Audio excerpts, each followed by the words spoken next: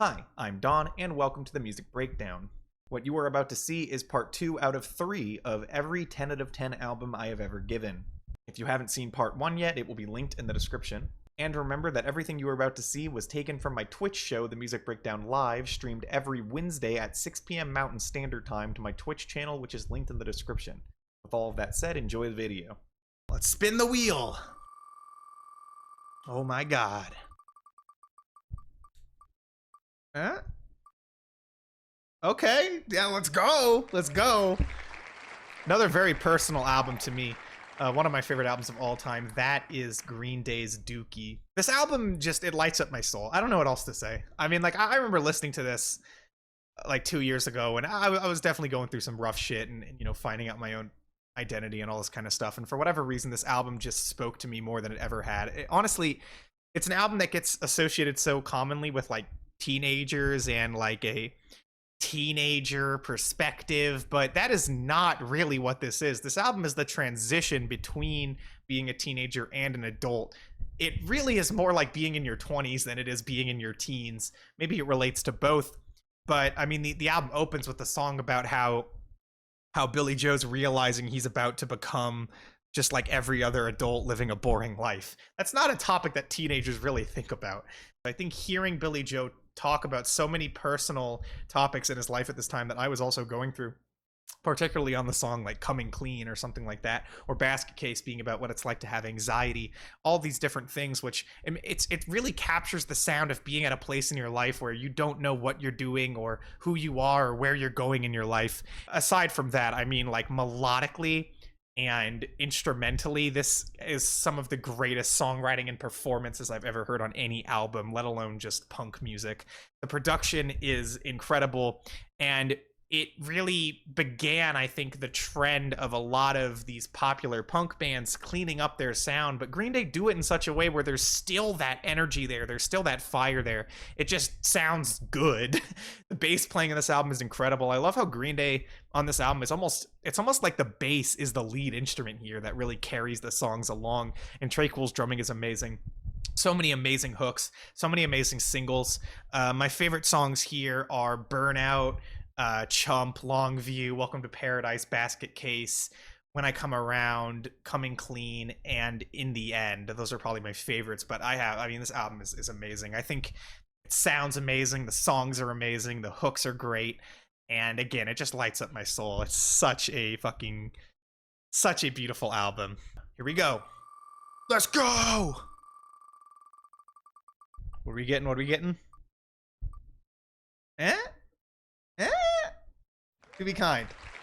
Okay, well, this is another album that I feel like it's become synonymous with the Music Breakdown because I just have talked about Swans so many times at different periods, and I don't have much more to add other than I think this album, for its concept of these hypnotic, repetitive songs that build into large, grand climax moments, I feel like Swans did it in a way on this album that no band will ever touch and ever has touched.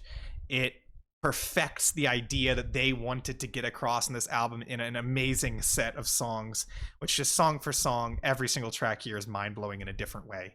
It also is so interpretable, which is another thing I really love about it. It's so interpretable. There's so many ways you could see the lyrics and the sound here, but ultimately it is the feeling and the sound and the lifting, transcendent nature of what they go for in this album that is what makes it what it is. My favorite songs on this are Just a Little Boy, Little God in My Hands, Bring the Sun, Toussaint Louverture, and Oxygen, and To Be Kind, if I had to pick my absolute favorites. But this album does things to me that very few other music ever does, and it does it track for track. What an amazing album, and really just one of the most unique albums to me. Not to say it doesn't borrow from places, but what it manages to do with its track list, what it manages to consistently do, is something you will rarely ever hear from anyone else. What a great album. So we'll move on. Here we go. Let's click. What are we gonna get? Eh? Soundtrack to the Blind. I guess we're talking about Swans again. Okay, so in stark contrast to Be Kind, I feel like this album almost doesn't have a core concept, but it still manages to be such a cohesive record. Swans explore more sounds than they ever do on any other album of theirs, for sure. They do so many different things and create a mystique. They do such an amazing job at creating that mystery, that sense of not really recognizing what you're hearing or fully understanding it, but the emotion that comes through is so strong that it's undeniable. So many of these tracks are just impressively strange and impressively moody, and they create a mood that is alien. It builds a world in a similar way to something like Kid A does, of course, a completely different one. But it builds intrigue about it. It's an album that if it weren't talked about so much, it would feel like you found it on the deep web or some shit like that. Like it's a puzzle that you have to unravel. And all throughout it, you can tell that the artistry behind this came from a very dark, sad place, which is really the overall vibe. But as I've said before, it captures just about every emotion that a human can experience at some point throughout this track list, and somehow comes together with a consistent mood at the end. The track listing is spaced out so well. They do an amazing job with just about everything they tried on this record, and it really is beautiful, and it really is something that you have to experience. I mean, I know the length can turn some people off, but it is so worth sitting through this whole record, and it could not be any shorter than it is. That's just another absolute masterpiece. Spin the wheel. What are we gonna get? What are we gonna get?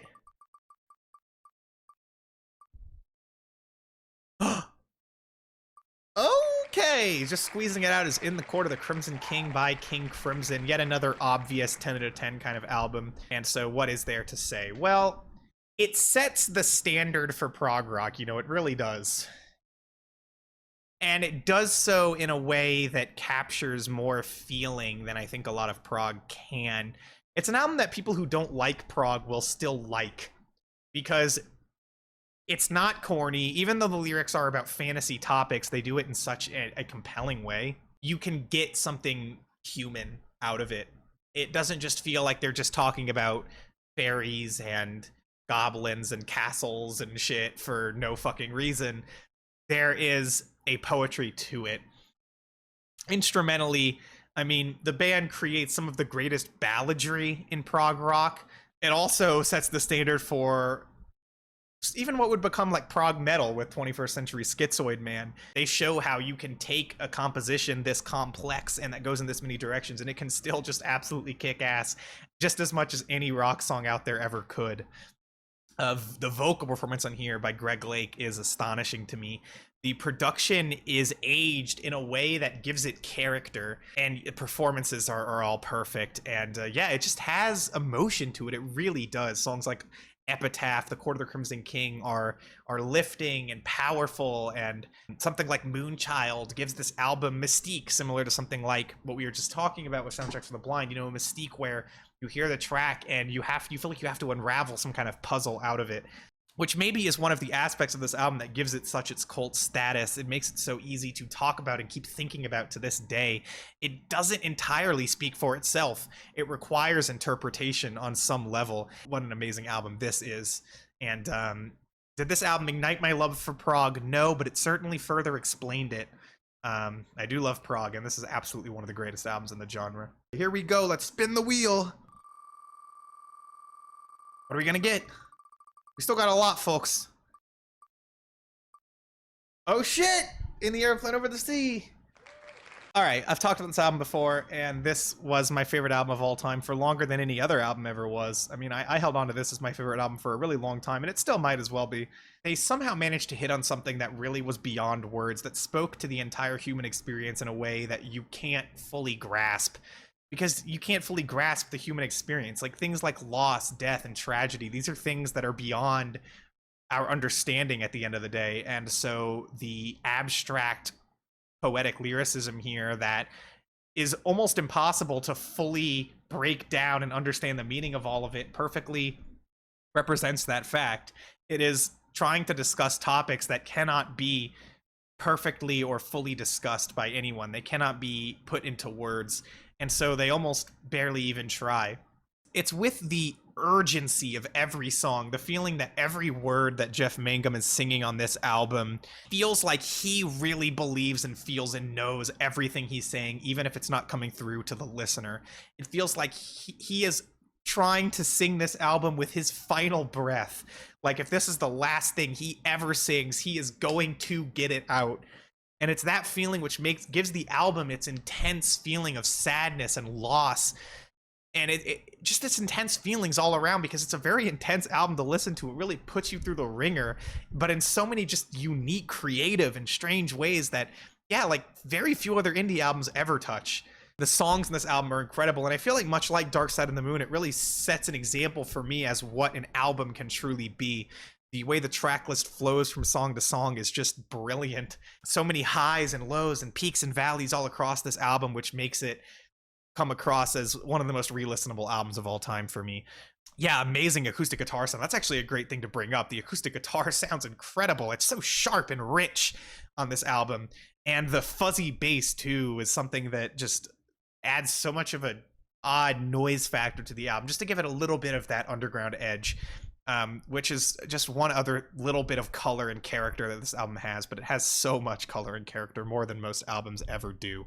An album that has never lost its power for me. I wore this album out to death, but I can still put it on and feel just like I did the first time I ever heard it. Some of my favorite tracks here: King of Carrot Flowers Part 1, In the Aeroplane Over the Sea, Two-Headed Boy, Holland 1945, Oh Comely, and Two-Headed Boy Part 2. Those would be my top favorites from this album, but this was my favorite album for an incredibly long time, and I still wouldn't really hesitate too much to call it that now. All right, let's get that out of here and let's continue. I wonder if we're even halfway done. I don't even know if we are. Not a single Beatles album yet. Interesting. The Money Store. Well, so The Money Store. The Money Store I often credit with being an album that got me into experimental music. It was able to take these experimental and out there sounds that I was not used to hearing and put them into an incredibly catchy package.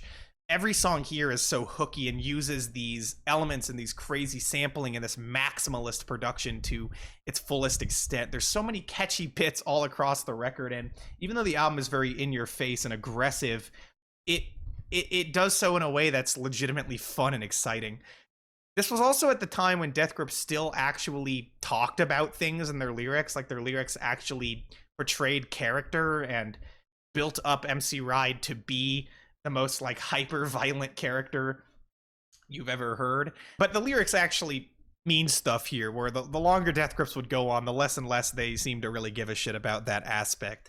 Yeah, to me, I mean, this is just song for song amazing. Every single song I can remember a hook from, a line from. I love hooky albums, and this album is one of the hookiest albums I've ever heard. Just catchy song for song for song, and every song grabs you with something in a way that, honestly, I don't even think any other Death Grips album does.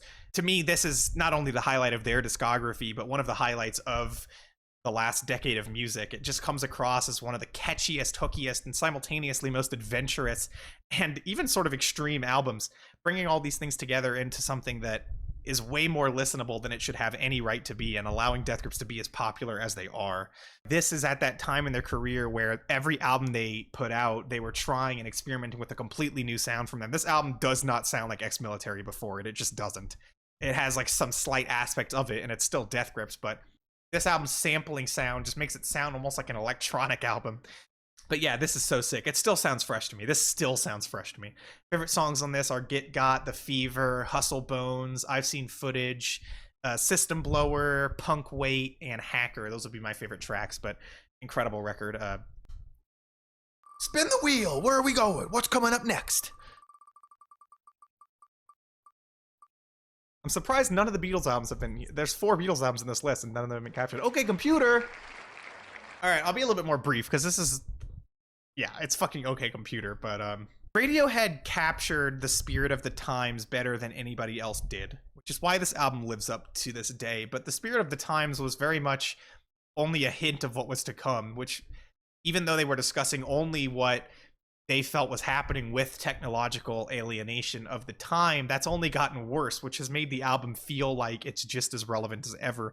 The kind of thing that may never not be relevant. The songs in this album are so perfectly written so that every single song has some massively satisfying moment to make the whole song worth it. Every single track, you can think of some part of that song which just bursts out and explodes in some way, no matter how minor, whether it be some of the choruses or some of the bridges or just plenty of moments where they turn these songs into something more. Because it is definitely true that these songs are quite mid-tempo and cold and fairly slow. The album never feels slow or boring. Every single song brings something new to the table and allows its runtime to feel justified in some way. Tom York's vocals in this album are unbelievably good, and the production is unbelievably good, and there isn't much else to even say about fucking OK Computer that no one else has said. My favorite songs on this are Airbag, Paranoid Android, Subterranean Homesick Alien, Let Down, and The Tourist. Those are probably my favorite tracks on this album, but yeah, God, what a good album. Let's spin the wheel.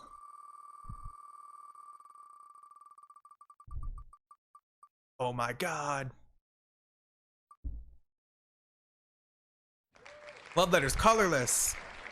Love Letters Colourless is an album by Vylet Pony. This is the other Brony album in my 10 out of 10s. If you were not here earlier when we talked about Cat's Millionaire, as I said, I've gotten much more familiar with this stuff since then, and I've listened to so much that it's not necessarily too surprising that two of them land in my 10s, although I must say it was definitely not something I expected, but this album really crept up on me. Vylet Pony, just in case anybody doesn't know, is really one of the best producers working in music today, and the fact that her name is starting to get out there a little bit more is something that gives me a lot of hope, because I feel like more people should really hear what she's been doing. She's been at it for so long, putting out so much music, making music that is more professionally produced than most professionally produced music you will even hear. And not only that, but the versatility that she has is amazing. This album takes on this alternative R&B style and a little bit of synth pop. She had an era around this time with a few albums which were all on the chill side of things, these like mellow chill albums inspired by things like lo-fi hip-hop and chill sounds in alternative R&B, as well as chiller sounds in indie. This album is the culmination of that, and the culmination of really her discography, in my opinion, although you could say that it has many of those. Yeah, so aside from the sound production, which is unbelievably amazing on this record, it also just says so much about heartbreak, or to have feelings for people, unrequited love, these sorts of things that are so universal, but the album tackles it in a way which turns it into a much more personal story. I can't help but feel, although I don't know this for sure, but it seems like it is heavily inspired by personal events in Vylet's life, because I don't know how else you could tackle it with this degree of sincerity and empathy. This track listing is such a home run. It's such a home run. 20 songs, and every single one of them just, they're hooky, they're emotional, they are beautifully produced. Even some of the most chill and some of the less exciting songs here, they build so much atmosphere and space that you just get sucked into them. Some of these songs are so gut-wrenchingly emotional, but then other tracks are pop songs of some of the most uplifting and life-affirming variety you'll ever hear in your life. This is an album I really cannot recommend enough, and it's such a grower album too. Like, it's an album that the more and more you listen to it, the more and more you dive into all of the sounds it has and all of the atmosphere that it has, the better it gets, the more you get sucked into the story and the vibes. This album is beautiful. I mean, it took me a little while to say this is for sure one of my favorite albums, but it absolutely is. And this album is another record in my life that has helped me along in some very, very serious ways. My favorite tracks in this album are Shivers, At the End of the Rainbow, Pheromone, Diaries I Kept, Healing, Every Dream, and Familiar Feelings, and The Magic of Friendship. Those would be my favorite tracks, but all around, this is an amazing album. And the one last thing I want to say too is about it being a My Little Pony concept album. If you can take characters from a show like My Little Pony, and they can be characters who we know are supposed to be so cheery and the vibes are supposed to be so positive, but then put them into this context, it only further shows that none of us can really escape the kind of depression and friendship loss and things that this album discusses. I think that contrast is genius, and I've rarely ever heard it. But I mean, I'd recommend so many albums from Violet Pony, and I'm sure I'll talk about its stuff in the future. But this is my favorite from Vylet. So that is Love Letters Colourless, and now we will move on and spin that fucking wheel. I wish I had a water. My mouth's getting dry. I have no water. I'm broke. I have soda, but I don't want to drink soda. In Utero, I think. Yeah, In Utero. So, Nirvana In Utero. This is, like, to me, the classic example of the performer breakdown album, where the performer reveals, pulls away the curtain, we'll say, right? And where on Nevermind, Kurt Cobain wrote highly esoteric lyrics, which could be interpretable. They're very relatable to people of the time, and I think are still relatable today, but you had to read into them and take out what you put in. In Utero is a lot more readable than that, and Kurt's feelings around this time come out in so many ways here. The album is raw, and it sounds vulnerable, and it also just sounds hard as fuck. There are some hard-ass songs on here, like Scentless Apprentice or Very Ape or Milk It. But it's that rawness that adds that extra sense of vulnerability. And I think that, you know, even beyond that, like, the songwriting on here is amazing, and the band managed to experiment with harsher sounds in alternative music in a way that perfectly meshed in with their sound. They can still write some poppy-ass tracks, but these poppy songs are so much more raw than they were on Nevermind, and so much more alternative. It's amazing that this band could have been on the top of the world in a way where an album like this was a #1 hit, but it was, and it's not hard to see why. It does have very immediate appeal for, even with some of the stranger and noisier ideas they play with on this album, this band is just so good at writing rock songs. Like, they're just so good at it, and that absolutely remains the case on this record. It's vulnerable, and it's memorable, and it's even kind of catchy at points. And it does feature some of the best production on any album ever. This is absolutely one of the greatest albums of all time. If I had to pick favorite tracks, Serve the Servants, Scentless Apprentice, Heart-Shaped Box, Radio-Friendly, Unit Shifter, and All Apologies. Those would be my top tracks from this album. All right, let's move on. We're clicking that wheel. I'm hoping we get some Beatles, that I don't end up talking about 4 Beatles albums in a row. Okay, here we go, finally. Sgt. Pepper's. Well, okay. Again, I just feel like this album's creativity is what really brings it all home for me. It's another album that really creates a world. It's this world where it's like this odd psychedelic carnival. Even though a lot of these songs draw from disparate areas of psychedelia, it is flawless. I mean, song for song, the Beatles just killed it in every single track here in a way that, you know, they often did. But Sgt. Pepper's is colorful. It just brings images to my head. And it's so much fun. It's so much fun. But it has some legitimately emotional tracks on it, too. I mean, this is not an album that you just listen to for happy vibes. It's not all happy vibes. And there's some beautiful tracks, like Within You Without You is one of the most beautiful tracks in their discography, in my opinion, or She's Leaving Home, or A Day in the Life, which really the emotion of that track is almost hard to put into words, all of the places it goes and the things it makes you feel. I feel like they got adventurous in a way that they were able to really hone.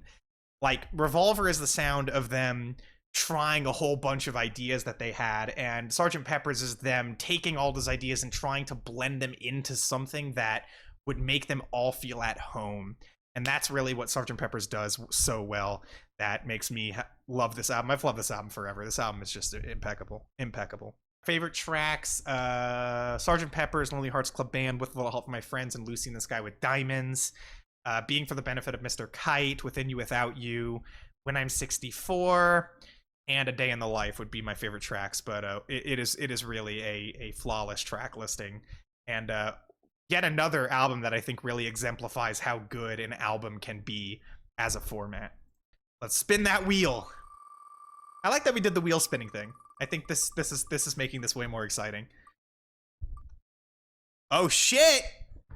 Ease. Or yees. It's one or the other. This is a tough one to talk about because this album is so intricate that it's like, to even dissect it and what it does and says, you would need way more time than I have right now. For a set of 5 tracks, the songwriting here is unlike anything else you'll almost ever hear. I mean, it helps that the lead instrument is harp, which is definitely a rare element. It's not common to hear that in popular music at all. And Joanna Newsom does happen to be an incredible harpist. The harp playing is beyond words. I mean, really, you could listen to this album and just focus on the harp and you would still enjoy it to pretty much a 10 out of 10 level.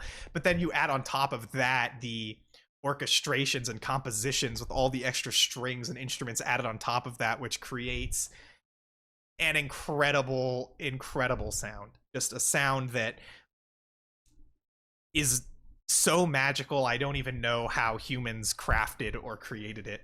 I don't know how Joanna Newsom wrote these songs. Her unique voice singing these unique lyrics is what brings it all together for me. Every single one of these songs is a very tumultuous and intense personal story in some way for Joanna, but she masks it all with so much allegory and metaphor that it's like you can sit there and dig into this record for hours. There's so much to read into. The lyric booklet, just reading that, you've already got an amazing work of art on your hands. There's so many things that go into this record which just blow my mind. So many things about it which make it one of the most impressive albums ever made. More impressive than honestly most albums I've even covered. It is astonishing that somebody was able to do this. It really is. And I have to agree, the melodies are underrated. Yeah, melodically, it's so rich. It's so rich. It's so rich because there's just so many melodies that come through all throughout this album. The track list flows impeccably as well. I mean, really, this album makes my jaw drop. And I think you have to go listen to this. If you've never heard this album before, you have to go fucking hear this. I can't believe it exists sometimes. I just, it puts me in utter awe. And God, for as, you know, quirky as it is on paper with all the elements that are coming together, this album is intense. It is intense. Way more intense than anything with this instrumental palette should have any right to be. This is a flawless work of art and absolutely one of my favorite albums of all time. So we've talked about that. Let's spin that wheel.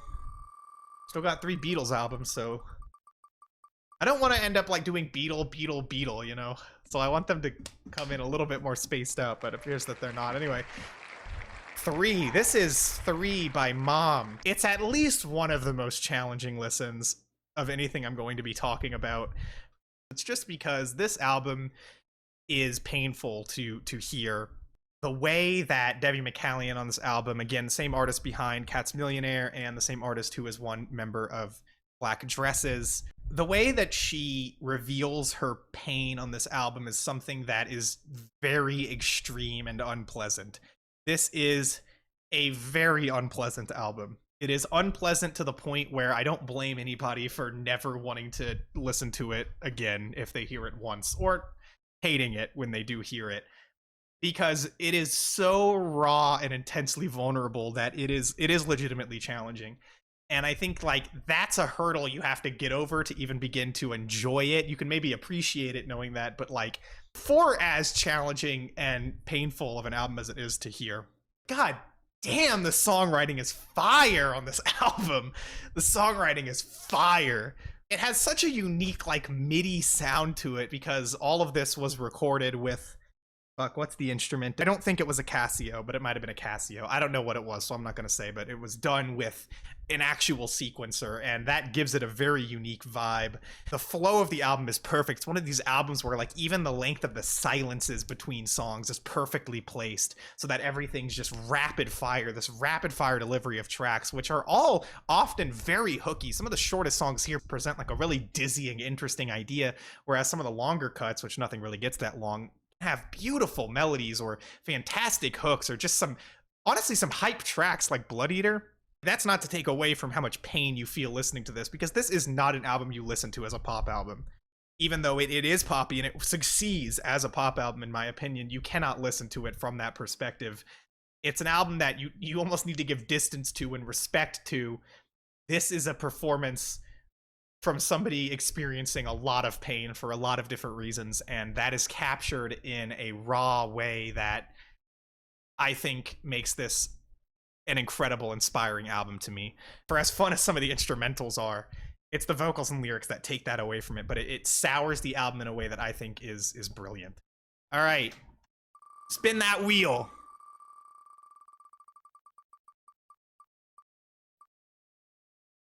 Sinner, get ready. All right, this was actually my most recent 10 that I added, because this album blew me away. Much alongside Mom 3, this is an equally difficult, challenging, painful album. The way that Lingua Ignota presents these songs with these church music harmonies and production style, it sounds so religious. She details how she uses and has used religion and belief in God to mask and help her pains, but also as a way to punish herself, which is really one of the most intense things about it, that it feels like she's trying to punish herself all throughout this album and to feel punished. And in doing so, it heavily punishes the listener as well. This album puts you through the ringer. It really does. She manages to craft such a beautiful collection of sounds and brings extreme and experimental ideas into church music in a way that turns it into this odd, punishing religious experience. Like the opening track here with these huge, massive harmonies, or Many Hands with these huge, massive harmonies. You get these moments all across this record, which are so ear-grabbing to me. For as much as a lot of these songs kind of just float around, they do so many interesting things within that. I found this album to be so intense and, yeah, depressive and pained to a level where it is difficult to even listen to. But that was what really impressed me. I found this to be an incredible work of art. My favorite tracks on this are The Order of Spiritual Virgins, I Who Bend the Tall Grasses, and Many Hands, and The Solitary Brethren of Ephrata. Those were probably my favorite tracks, but... Oh, and Pennsylvania Furnace, how could I... All right, let's spin that wheel. Still got a lot to go. I'm excited. Led Zeppelin II. Okay.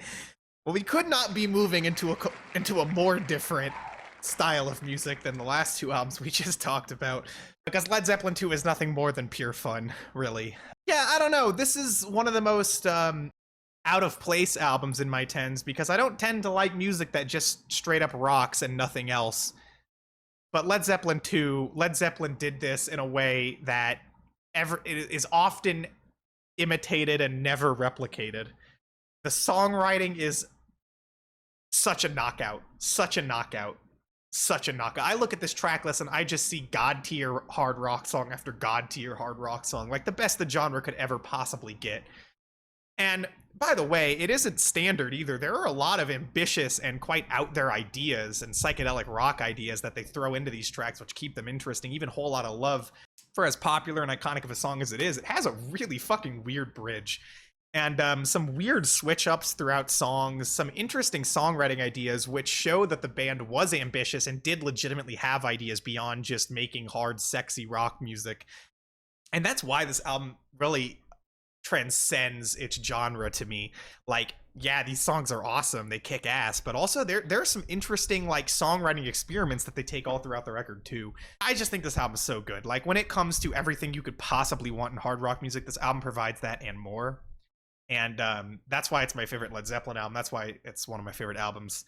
I can't get enough of it. I've always found this album to be addictive. It's just so enjoyable. So enjoyable. Spin the wheel.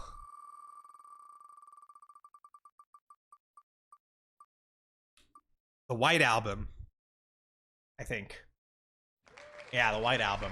Talked about this recently again on the Beatles tier list. I'll just say the White Album is another album with a lot of intrigue. I love when double albums feel like the band is liberated to do whatever the fuck they want, and that is exactly what the Beatles do on the White Album. They can make some of the most incredible, just undeniably incredible songs that they ever wrote and put them up against shit like Why Don't We Do It in the Road, and it just works. They can be goofy, they can be silly, they can even be dumb on this album, and you just follow them for every little adventure they take you on. And there's so many ideas on this album. Like, they were just throwing ideas at the wall, and like all of their ideas were good. That's the crazy thing. I just think this album also just managed to flow so well for what it is. Like, as long as it is, just the song for song experience of listening to this is exciting from front to back every single moment. I think this album is phenomenal. My favorite tracks here are Back in the USSR, Dear Prudence, While My Guitar Gently Weeps, Happiness is a Warm Gun, Blackbird, Your Blues, Sexy Sadie, Helter Skelter, Revolution 9. Those are probably my favorite tracks. Oh, and I'm So Tired. I can't believe I forgot I'm So Tired. But yeah, this album is amazing. I think they just did an incredible job of doing whatever the fuck they wanted, and they made it something that has so much history and things to read into and learn about with it that just makes it exciting. It's such a great record.